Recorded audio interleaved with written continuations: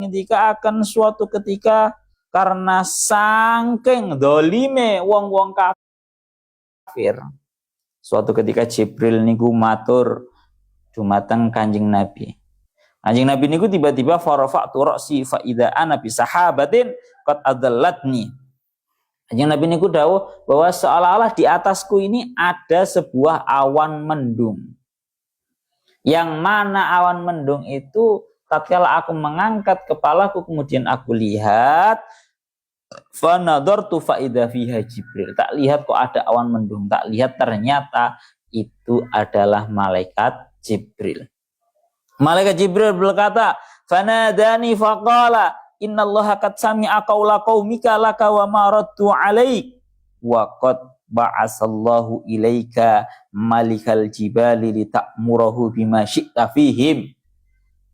Malaikat Jibril matur dumateng Kanjeng Nabi, "Wahai Kanjeng Nabi, sesungguhnya Allah Ta'ala niku sampun midanget semua ucapan kaummu dan semua tindak lakunya mereka.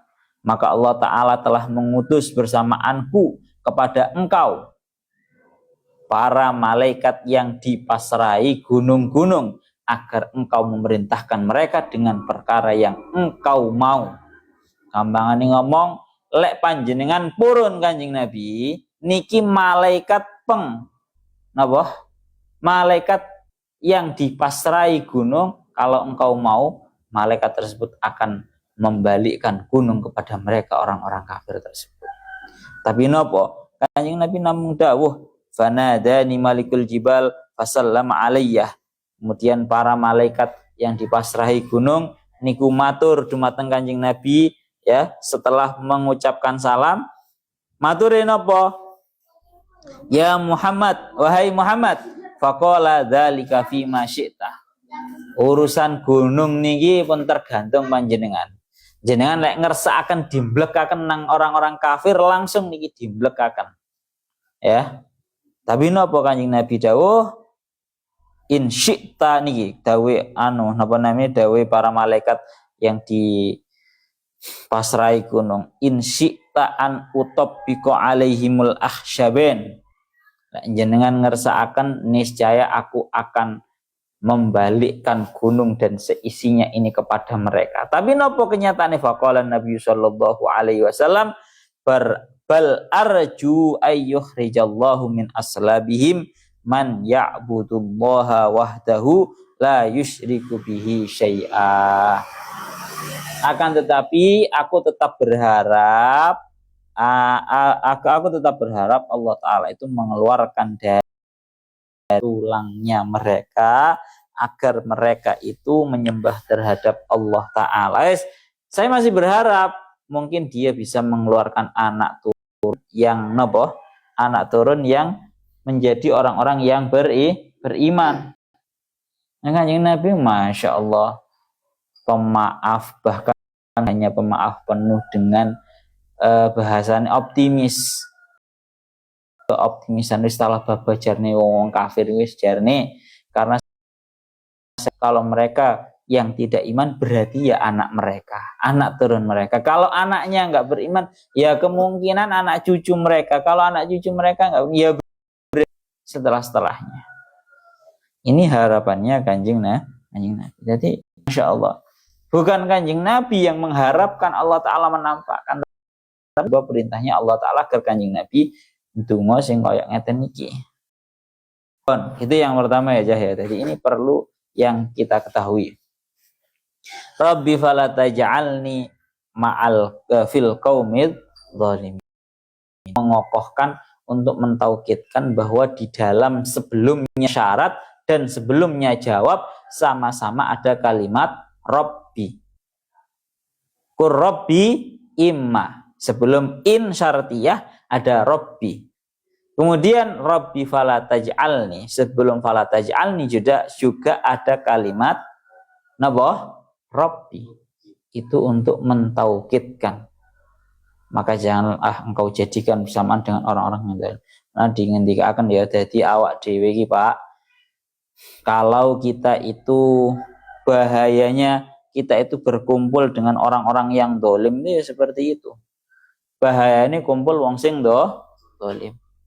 Sekalipun, tak kasih garis bawah yang besar ya, sekalipun kalian tidak memiliki tindakan yang dilakukan oleh orang-orang zalim.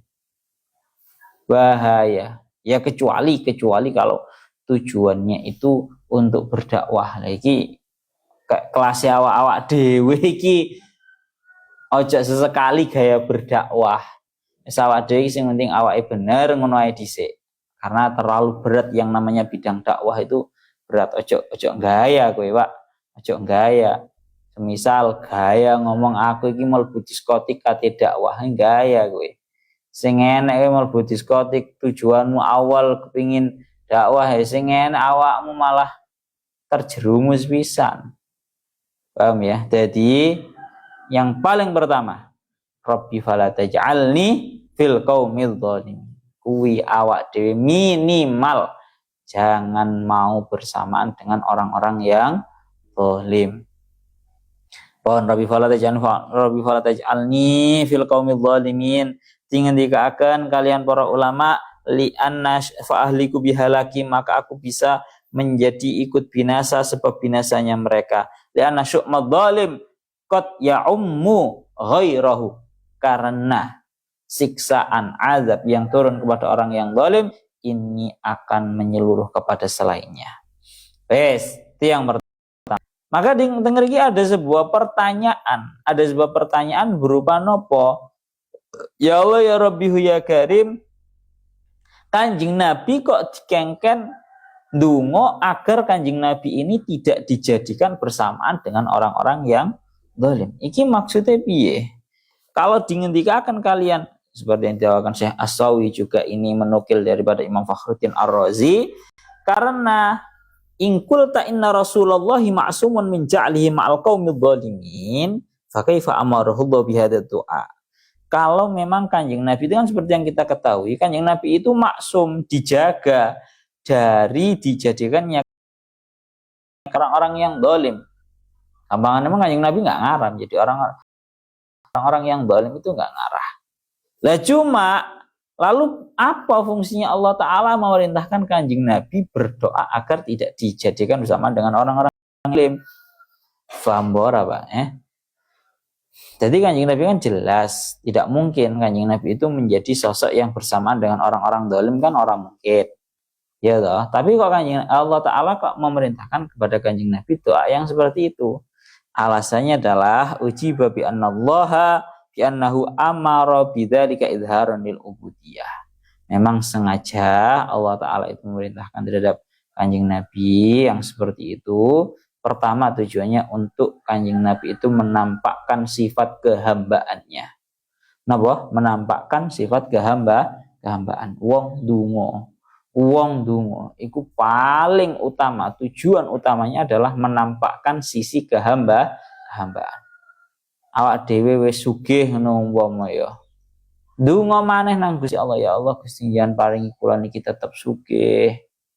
Niku napa fungsine? Tidak lain tidak bukan untuk menampakkan sisi kehambaan kita, bahwa kita itu adalah hamba yang selalu butuh kepada Allah, yang harapan kita selaku hamba itu kepada Tuhannya Allah Ta'ala. Itu yang pertama. Yang kedua, wa tawadhu'an li rabbih. Ini juga untuk tawadhu, merendah diri di hadapannya Allah, di hadapan Tuhannya Kanjeng Nabi.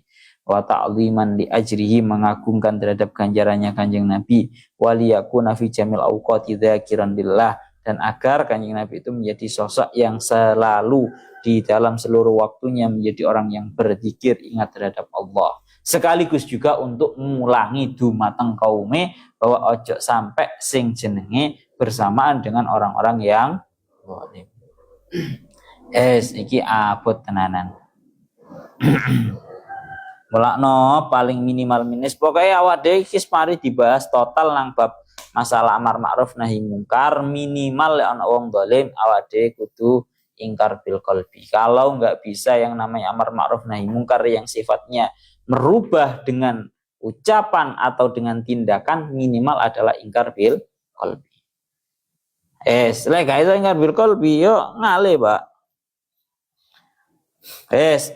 Ya Allah ya Rabbi ya Karim. Kita lanjutkan.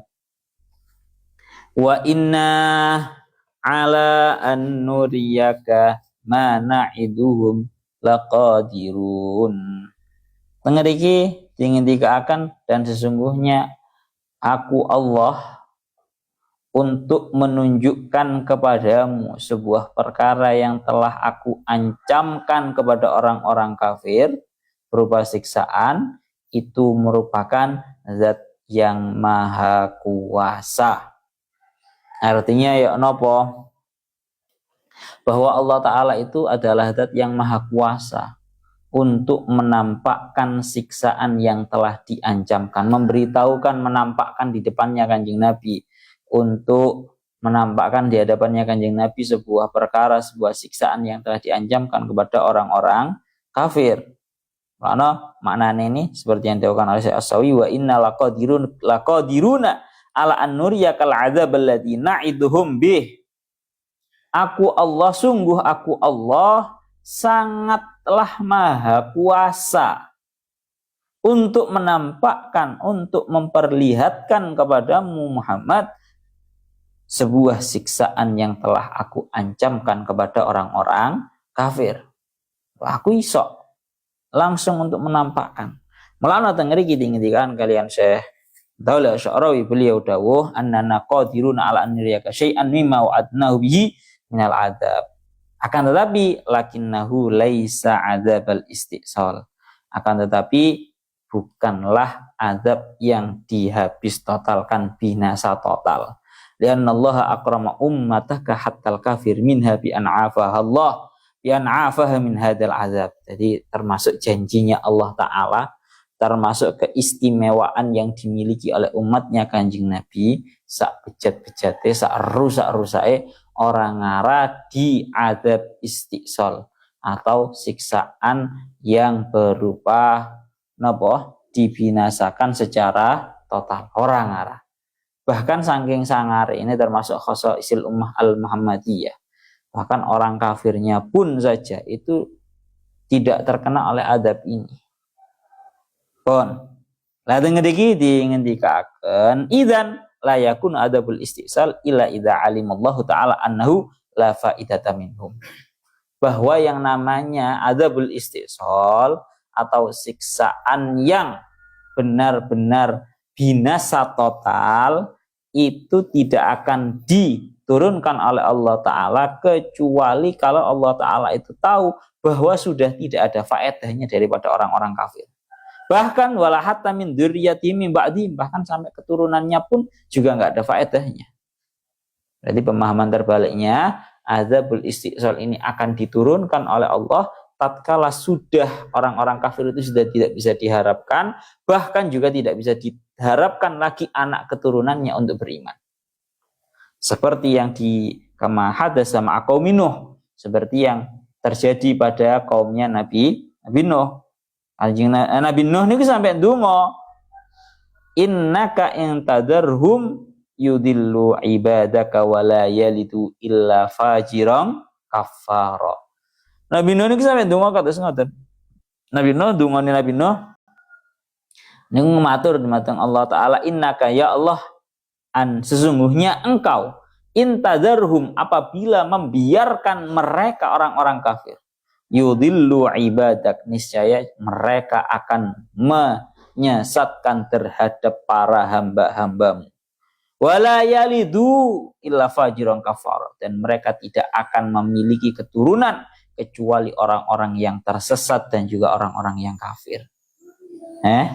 Ini loh, berarti oleh karena itu wala yumkinu ayyakula nuhun hadal kalam au yahkum ala qaumi hadal hukma illa biwahyin minallah.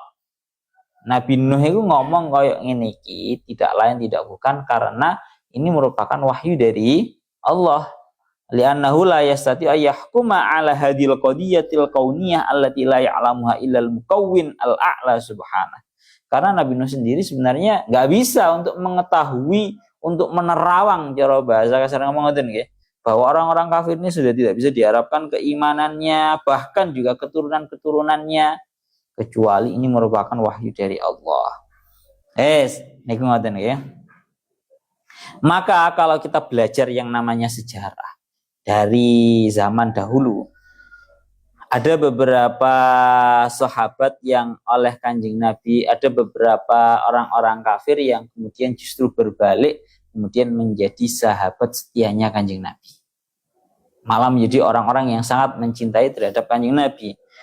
Seperti tengriki ada yang namanya sahabat Ikrimah, ada yang namanya sahabat Khalid, ada yang bernama Amr bin As. Wa kam ta'allamal mu'minuna wa hazinu li'annahum aflatu minal qatli. Ya, para mukminin ini merasa tersakiti daripada orang-orang tersebut karena mereka itu ketika peperangan selalu saja mereka itu terselamatkan. Lakin lillahi ta'ala. Tapi yang namanya Ikrimah, Khalid, Amr bin As ini kan ketika waktu peperangan selalu mereka itu selamat dari sebuah kematian. Akan tetapi nopo Allah Ta'ala memiliki rencana berbeda. Wa ka'annahu yatakhiru min khidmatil Islam wa himayatid da'wah. Seolah-olah Allah Ta'ala itu menjadikan mereka sebagai simpanan untuk dakwah, khidmah terhadap agama Islam dan melindungi terhadap agama Islam. Maka sahabat Ikrimah bin Abi Jahal ini justru berbalik, yang asalnya dulu menjadi orang yang memerangi terhadap Islam, sekarang malah berbalik menjadi orang yang Islam, bahkan yudhiru syai'an nadiratan fi mauqi'il yarmuk hatta yut'ana ta'natal maut. Sing jenenge Ikrimah mengikuti dan masuk Islam, dan bahkan beliau merupakan termasuk orang-orang yang ada di barisan pertama tatkala peperangan, sampai beliau itu menjadi orang yang mati syahid di dalam medan peperangan. Seraya pada waktu itu kejadiannya Ikrimah itu ditusuk oleh musuh, wa yastandu ila Umar, kemudian bersandar kepada Sayyidina Umar. Sayyidina Umar seraya berkata, wa yaqulu wa huwa yajudu bi ruhi, beliau berkata dalam keadaan beliau itu mendermakan nyawanya di dalam jalannya Allah. Ikrimah berkata, ahadihi maitatun turdi anni Allah wa rasulah hadza fi yaumil khandamah. Apakah ini sebuah kematian yang membuat Allah Ta'ala dan juga Rasulnya itu ridho terhadapku? Ini sing jenenge Ikrimah. Ya Allah ya Rabbi ya Karim. Adapun Amr bin As dan juga Khalid bin Walid. Khalid bin Walid ini cerita sing masyhur, Pak. Khalid bin Walid itu dulunya kan orang-orang kafir. Khalid bin Walid itu keras ahli perang. Tapi pas saya peperangan dipateni ambek wong-wong Islam itu kok mesti selamat ae. Kan susah Pak awak dhewe. Ana wong kafir hebat ahli perang dipateni gak kena-kena, susah. Ternyata Allah Ta'ala memiliki rencana lain. Yang ada justru Khalid bin Walid malah ikut menjadi Islam. Dan inilah yang selalu membuat Kanjeng Nabi itu bahasanya optimis. Bukan optimis gitu. Selalu punya harapan baik. Ya, selalu punya harapan baik. Mesti kok ono. Ana tinggi awak dhewe iku bahasane ngeten. Ora iso awak dhewe iku ndelok wong ku awale piye. Karena kita tidak tahu besok itu orang ini bagaimana, orang ngerti. Ya. Mulane kan dingendikaken teng salah setunggal iki. Dawuh innallaha la yu'ayyidu hadzal-din birrajulil fajir.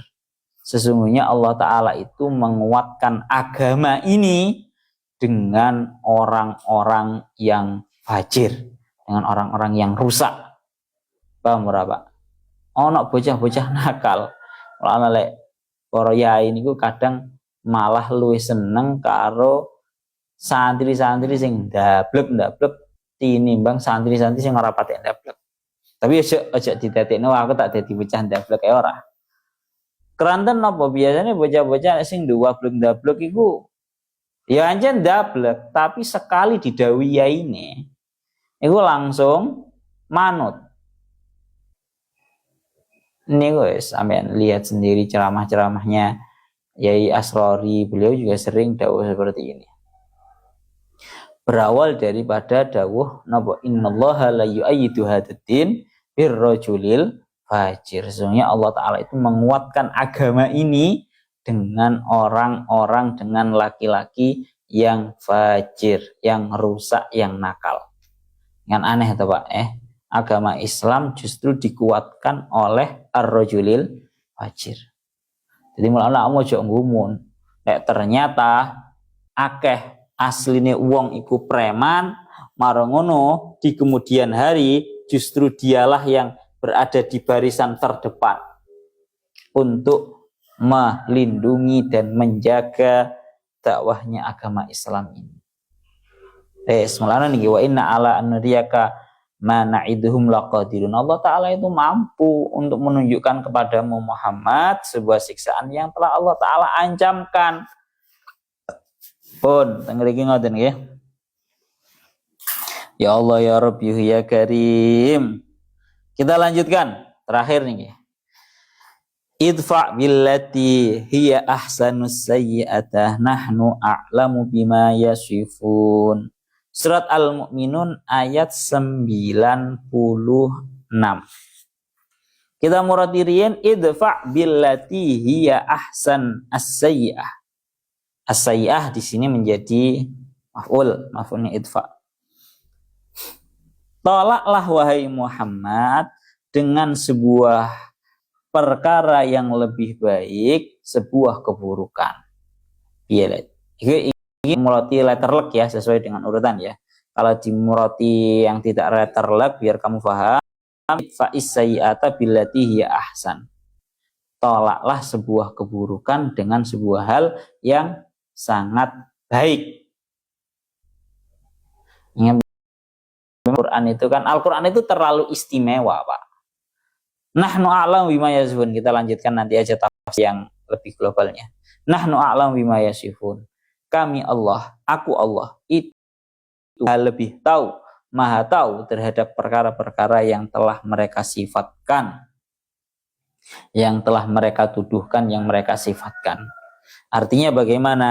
Ini Allah Ta'ala ingin memberikan sebuah pelajaran besar untuk Kanjeng Nabi, bahwa bagaimana sih menghadapi keburukan-keburukan, tindakan-tindakan keburukan orang-orang kafir. Allah Ta'ala tahu idfa billati hiya ahsanus sayyi'ata. Lek awak dhewe kan muradnya mesti ini kan paling penak ya. Iku idfa as-sayyi'ata billati hiya ahsan. Tolaklah sebuah tindakan buruk dengan tindakan yang sangat baik. Tapi Al-Quran bahasanya itu terlalu istimewa. Yang didahulukan adalah billati hiya ahsannya terlebih dahulu. Agar untuk lebih mementingkan, untuk menyadarkan kita. Orang penting masalah tindakan buruknya. Tapi bagaimana cara kita menyikapinya itu dengan sebuah perkara yang lebih baik. Idfa billati hiya ahsanus sayyi'atah. Iki sekali lagi kita bahas kalau yang di tafsir Jalaluddin Al-Mahallinya. Idfa billati hiya ahsan ayil khaslah minas safhi wal i'radi anhum. Yakni kita harus menolak dengan sebuah perkara yang sangat baik. Ini perintah kepada Kanjeng Nabi, tapi Kanjeng Nabi itu kan merupakan sebuah contoh dan juga panutan untuk kita. Kanjeng Nabi didhawuhi tolaklah dengan sebuah perkara yang lebih bagus berupa apa? Pekerti yang berupa as-safhi wal i'radi anhum. Memaafkan juga berpaling daripada mereka. Sepuro naik kemudian berpalinglah kamu. Dilanjutkan ayyayyata ay adzahum iyyaka. Tindakan buruk mereka berupa apa? Tindakan mereka menganiayamu, menyakitimu, menyiksamu, menindas terhadap dirimu. Wa hadza qabla al-amri bil qital. Tapi menurutnya Jalaluddin Al-Mahalli ini merupakan sebuah perintah sebelum Kanjeng Nabi itu diperintahkan untuk memerangi. Nahnu a'lamu bima yasifun. Aku Allah itu maha tahu terhadap perkara yang mereka sifatkan, yang mereka tuduhkan, ayyukadzibun, yang mereka itu membuat sebuah tindakan kebohongan, ya, mereka itu yukadzibun, menganggap bohong.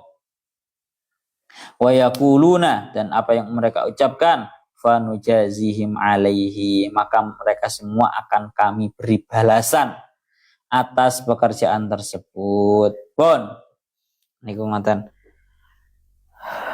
Wingi aku maknane ngene to, bima kelawan barang ngono to. Ya.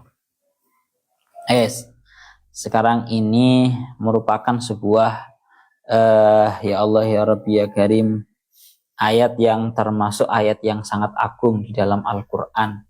Bagaimana Kanjeng Nabi itu diberi sebuah ajaran agar kita menyikapi sebuah tindakan buruk dari orang-orang itu bagaimana. Ya Allah ya Rabbi ya Karim, tengriki dingendikaaken tadullu alal mudafaah. Kalimat idfa itu menunjukkan atas mudafaah atau menolak. Sikap kita itu bagaimana? Yakni maka khasmun yuhajimuk. Ya, terkhusus Kanjeng Nabi. Juga kita para umatnya. Juga semua orang dalam menghadapi kehidupan ini. Maka khasmun yuhajimuk. Kita itu pasti punya musuh yang selalu memperolok-olokkan terhadap kita. Yuridu ayyu'dhiyaka, yang ingin menyakiti terhadap kita. Bagaimana sikap kita? Wa 'alaika an tadfa'ahu angka. Sedangkan kita ini punya keinginan dan kewajiban untuk menolak hal tersebut. Lalu bagaimana caranya? Lakin idfa billati hiya ahsan. Tapi tolaklah dengan cara yang lebih bagus. Ai bitariqah awil hal allati hiya ahsan, yakni dengan cara yang lebih bagus. Fa in akhadaka bisyiddah faqabilhu billin. Kalau musuh itu menyikapi kita dengan penuh kekerasan, maka kita harus menyikapinya dengan penuh kelembutan. Fa hadhihi hiya tariqah allati tujammi'un nasa ala da'watika wa tu'allifuhum min haulik. Maka ini adalah cara yang bisa membuat para manusia itu bisa berkumpul di sisimu dan membuat hati mereka menjadi luluh. Karena seperti yang dingendikaken dalam surat Ali Imran, walau kunta faddan ghalidal qalbi lang faddu min haulik. Al-Imran 159. Dawai Allah Ta'ala di Kanjeng Nabi, walaupun tafaddan ghalidal qalbi. Walaupun andaikan engkau wahai Muhammad faddan ghalidal qalbi, menjadi orang yang keras, hatinya keras, lang faddu min haulik, maka mereka itu akan menjadi bubar dari sisi kamu. Ini Kanjeng Nabi diurui kayak ngeten kalian Allah Ta'ala, walaupun tafaddan ghalidal qalbi lang faddu min haulik. Kalau kamu itu adanya cuma keras, saya mereka akan bubar. Ini sekali lagi ini yang namanya dikenal dengan istilah ilmu dakwah. Napa? Ini dikenal dengan istilah ilmu dakwah. Kowe lek kepengin dakwah, ojo kayak wong Wahabi malah menyikapi yang ada dalam masyarakat langsung mbok kafir-kafirno, mbok bid'ah-bid'ahno, mbok haram-haramno. Sing ngono ora kok awakmu berhasil berdakwah menyadarkan dan menghilangkan tradisi haram, tradisi yang kafir dari orang-orang, yang ada kamu yang malah ditolak sama orang-orang. Paham ya? Jadi sekali lagi kita harus menjadi orang yang penuh dengan lemah lembut. Karena awalau kunta faddan ghalidal qalbi lang faddu min haulik. Niki kalau di dalam kelanjutan ayatnya, kurang tasih eling niki bolak-balik sing sering didhawuhaken kalian Abi.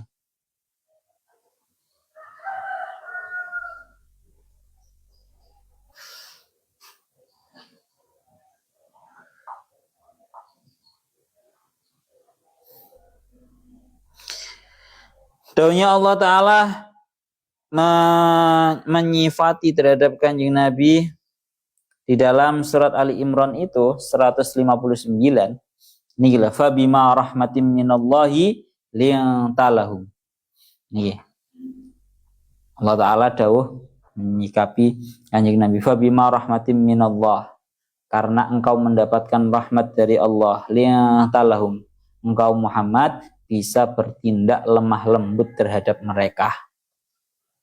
Walau kunta faddan ghalidhal qalbi lanfaddu min haulik, andaikan engkau menjadi yang keras hatinya, niscaya mereka orang-orang akan dari sisimu. Tapi fa'fu anhum, kanjeng Nabi, anhum, maka maafkanlah mereka. Itu yang pertama. Yang kedua, wastaghfir lahum, mintakan maaf terhadap Allah Ta'ala.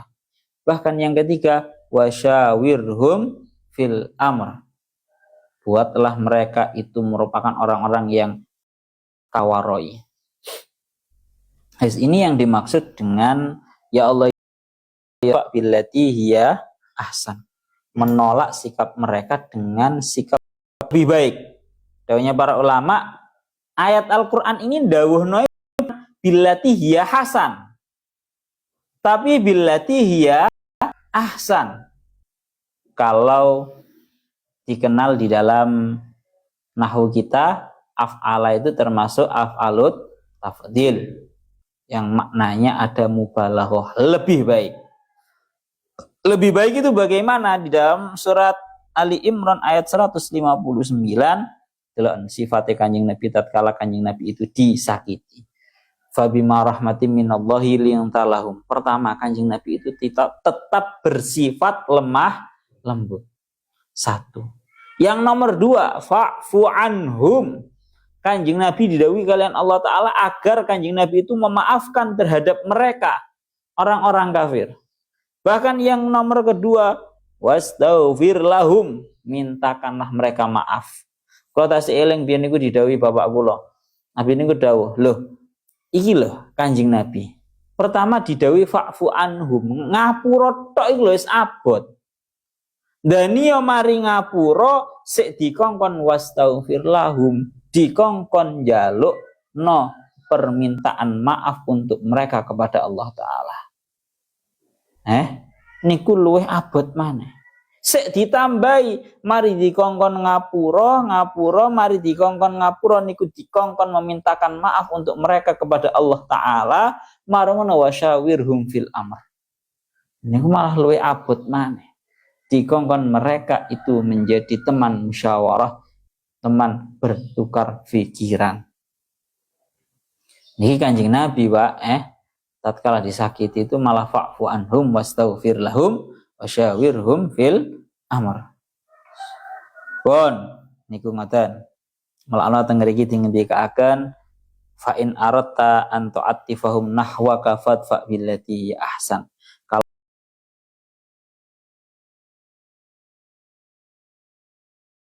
Kalau malaklah dengan cara yang lebih baik. Paham nggih? Mulane kanjeng Nabi niku ya sering, niki pun sering pun bolak-balik kula aturaken dawuhe kanjeng Nabi teng hadis dingendikaken niki kan dawuh Allah Taala dumateng kanjeng Nabi. Dawuh kanjeng Nabi terhadap umatnya yaitu ya Allah ya Rabbi ya Karim sil man qata'aka wa ahsin ila man asa. Rungane. Sil man qata'aka wa ahsin ila man asa. Sil man qata'aka, sambunglah tali silaturahmimu kepada orang-orang yang telah memutuskannya. Lah iki mungkin abot awak dhewe para ulama nyambung silaturahmi kepada orang yang biasa, nyambung silaturahmi dengan kita itu wis biasa. Paham? Awak dhewe duwe kerabat sering moro nang awak dhewe. Kita ada kesunahan untuk mukafaah, untuk juga menyambungan tali sanak kerabat. Tapi bukan hanya berhenti pada itu hanya berhenti pada taraf hasan, yaitu cuma sekedar baik begitu saja. Tapi yang diajarkan pada kanjeng Nabi yaitu ahsan, lebih baik itu bagaimana? Sangkotoaka, orang-orang yang memutus hubungan sanak kerabatmu, sambunglah hubungan sanak kerabatmu kepada mereka. Gelem ora we, Pak? Kowe karo kanca, batu kanca kerabatmu sing kowe ora tau diso, ora tau diurusi, ora tau ditakoki kabarmu piye. Wes kayak duduk dulur, kayak duduk sanak kerabat, tapi itulah yang diperintahkan oleh Kanjeng Nabi, sil mangkoto ahsan, lebih baik. Bahkan di kelanjutan hadisnya, wa ahsin ila man asa, berbuatlah baik kepada orang-orang yang buruk terhadap kita. Iki abot maneh. Abot maneh. Kanjeng Nabi kan dawuh ngoten.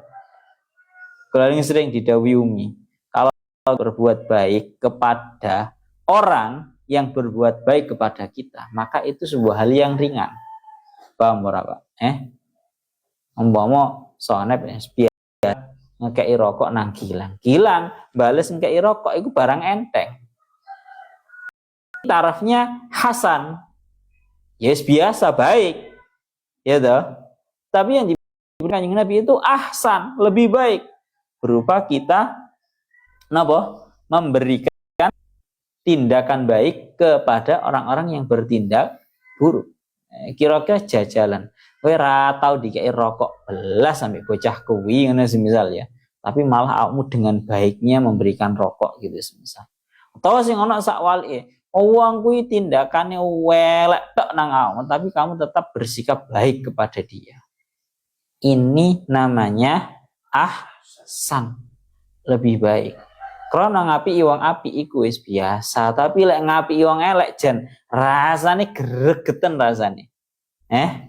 Ya moh cara watak manusiawinya kita loh ya.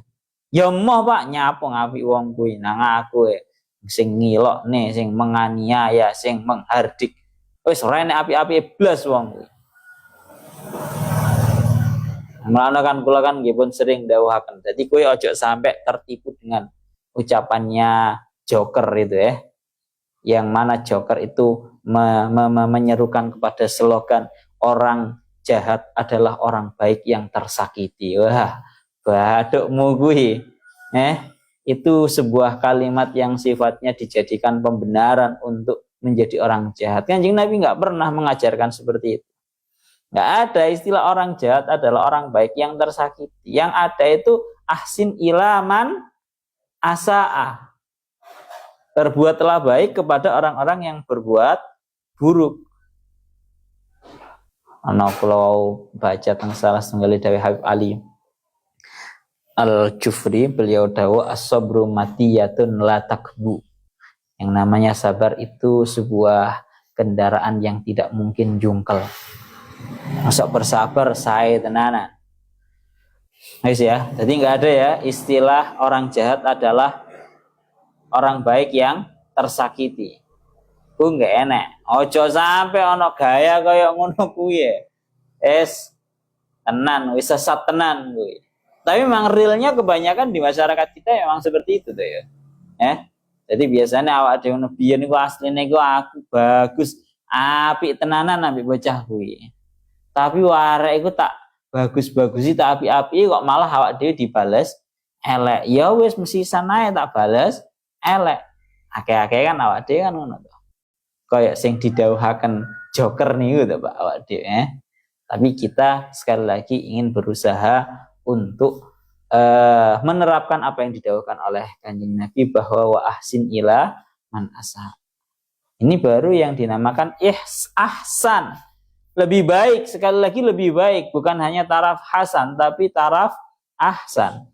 Idfa' billati hiya ahsan. Tolaklah dengan sebuah pekerjaan, dengan sebuah perkara yang lebih baik. Dan inilah yang menjadi sikapnya Kanjeng Nabi, juga para ulama salihun, para salafus salihun. Mulane dingendikaken dulu di hari Yaumu Fathi Makkah, hari Kanjeng Nabi itu mendapatkan kemenangan, menaklukkan kota Makkah. Kanjeng Nabi niku pun bolak-balik matur yauma'an makkanahu rabbuhu min tiqabi a'da'i. Ceritanya kan ngoten to, Kanjeng Nabi niku pas waktu dakwah di Makkah itu mendapatkan penindasan terus kekerasan hingga Kanjeng Nabi niku hijrah ke Madinah. dengan beberapa sahabat-sahabat yang juga mengalami penindasan. Hijrah ke Madinah, nang Madinah dakwahnya Kanjeng Nabi niku sukses, membawa banyak sekali pengikut. Akhirnya Kanjeng Nabi niku balik nang kota Mekah dalam keadaan membawa pengikut yang sangat banyak sekali untuk menaklukkan kota Makkah. Maka apa yang terjadi? Secara watak naluri manusia, ya mestine ngene. Oh, saiki aku wis menang. Saiki golonganku, pengikutku wis akeh. Endi wong-wong biyen sing mari menyakiti, menindas, menyiksa terhadapku dan golonganku. Tak bales gini. Ini kalau watak manusiawi. Tapi Kanjeng Nabi yang ada adalah yang didawuhkan oleh Kanjeng Nabi kepada orang-orang Quraisy.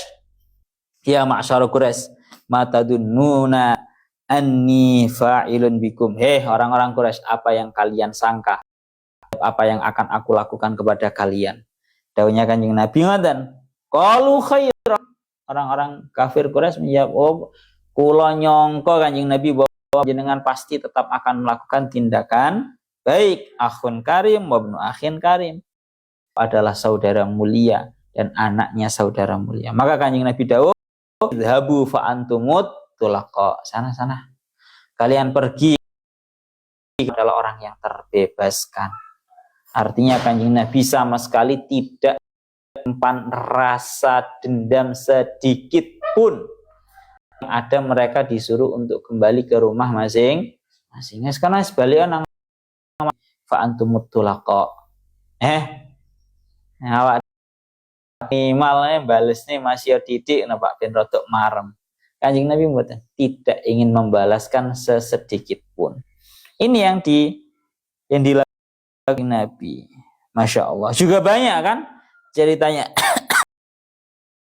Ya Allah, ceritanya Kanjeng Nabi seperti yang mriki salah satu tindakan oleh Syekh Mutawalli Asy'arawi, beliau dawuh, ya Allah ya Rabbi ya Karim, ceritanya Fudalah. Yang mana Fudalah ini memiliki kebencian tingkat tinggi terhadap Kanjeng Nabi. Fudalah ini memiliki kebencian tingkat tinggi kepada Kanjeng Nabi sampai Fudalah ini ngomong kayak gini, wallahi ma ahadun abghadu ilayya min Muhammad. Demi Allah, tidak ada sosok yang lebih saya benci daripada yang namanya Muhammad. Katanya Fudalah. Dulunya seperti itu. Wa qad zada ghaiduhu min Rasulillah hina ma ra'ahu yadkhulu Makkah wa yuhattimu al-asnam. Sing jenenge Fudalah iki tambah keweding karo Kanjeng Nabi tatkala Kanjeng Nabi itu mampu untuk menaklukkan kota Makkah dan Kanjeng Nabi menghancurkan berhala-berhala. Fa arada ayyashqa as-sufufa ilaihi liyaqtulahu. Seolah-olah yang namanya Fudalah ini ingin bahasanya apa? Menyusup menuju Kanjeng Nabi karena ingin membunuh kepada Kanjeng Nabi. Tapi apa? Wa ba'daha qala fa wallahi ma wada'tu yadi alaihi hatta kana habba khalqillahi ilayya. Ada kita ingin dikatakan akhirnya Kanjeng Nabi niku ngeten meletakkan astone Kanjeng Nabi yang mulia kepada dadanya Fudalah. Didungakne kalian Kanjeng Nabi summa wada'a yadahu ala sadrihi qala fakana Fudalah yaqul wallahi ma rafa'a yadahu an sadri hatta ajida ala dhahril ahata ma ajidu ala dhahril ardi ahabba ilayya minhu. Dodone Fudalah iki paringi astone Kanjeng Nabi, didungakne kalian Kanjeng Nabi. Ketika tangannya Kanjeng Nabi ini diangkat daripada dadanya Fudalah, langsung Fudalah berkata, demi Allah, tidak ada sosok yang lebih aku cintai di muka bumi ini daripada Muhammad. Bayang nih Pak, ini Kanjeng Nabi ini sampai seperti itu. Dan masih banyak sekali cerita-cerita bahwa Kanjeng Nabi itu menjadi sosok yang idfa billati hiya ahsan. Ya Allah ya Rabbi ya Karim, kalau di dalam surat lain itu dalam surat Fussilat ayat 34 itu di kelanjutannya adalah Allah ya Rabbihu ya Karim. Ini gila. Dawuhnya sama Al-Asy'arawi yad'un wa as-sayyi'ah billatihi ahsan labil hasan. Kita diperintahkan untuk menolak perkara yang buruk bukan dengan perkara yang baik, tapi perkara yang lebih baik. Nah ini ya. Tingkatannya menungso kan anjen sik macam-macam to Pak, kayak awak dhewe. Sebagian itu menolak keburukan dengan keburukan. Ya toh Pak, kon yo to si aku senengane jaraki aku ya tak jaraki balik. Ini kelasnya awak-awak dhewe sing ya tanda kutipnya masih kotor hati. Marono di atasnya lagi menolak yang buruk, tindakan buruk dengan tindakan baik. Ini yang harusnya paling menjadi standar minimal kita. Tapi yang diperintahkan adalah ahsan, yang lebih baik. Innama rabbuka yuridu ayyartaqiya bika fi hadzal majal. Karena Allah Ta'ala itu menghendaki agar kita itu semakin tinggi, semakin baik. Oleh karena itu di dalam surat Fussilat ayat 34 ingin dikatakan idfa billatihi ahsan fa idzal ladzi bainaka wa bainahu adawatun ka'annahu waliyyun hamim. Tolaklah perkara yang buruk itu dengan sebuah perkara yang lebih baik. Maka sesungguhnya seolah-olah orang yang di antaramu dan di antaranya itu terdapat sebuah permusuhan, seolah-olah dia adalah teman akrab, teman baik. Paham ya? Kalau kita bisa menyikapi orang yang bertindak buruk kepada kita dengan tindakan yang jauh lebih baik, itu seolah-olah kita adalah teman akrab.